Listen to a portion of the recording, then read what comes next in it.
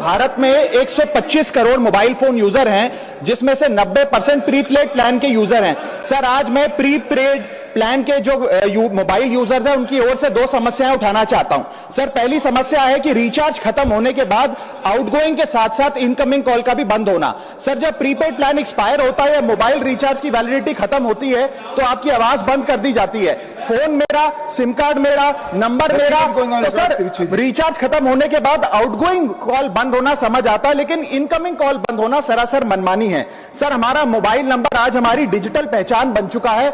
Essential communication जैसे कि UPI payment, banking, OTP, train ticket OTP, PAN Aadhaar authentication, interview का call, hospital का call, मां बाप का गांव से कॉल, तमाम चीजें इनकमिंग कॉल और इनकमिंग एसएमएस से आती है और वो इसलिए बंद कर दिया जाता है कि इंसान एक रिचार्ज कराना भूल गया।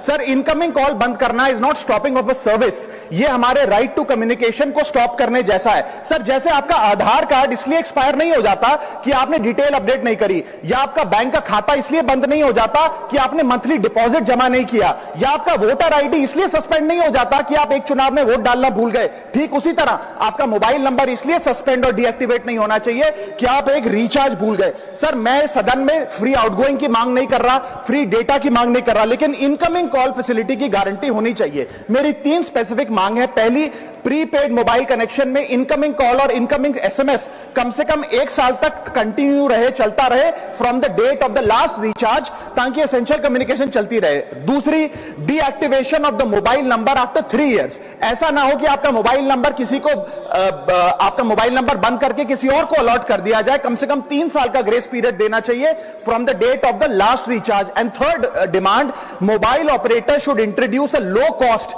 Incoming only plan. वो लोग जो सिर्फ इनकमिंग के लिए फोन रखते हैं उनके लिए, जैसे कि 10 रुपए में 180 दिन की इनकमिंग कॉल की फैसिलिटी, इस प्रकार की स्कीम्स मोबाइल ऑपरेटर को लानी चाहिए।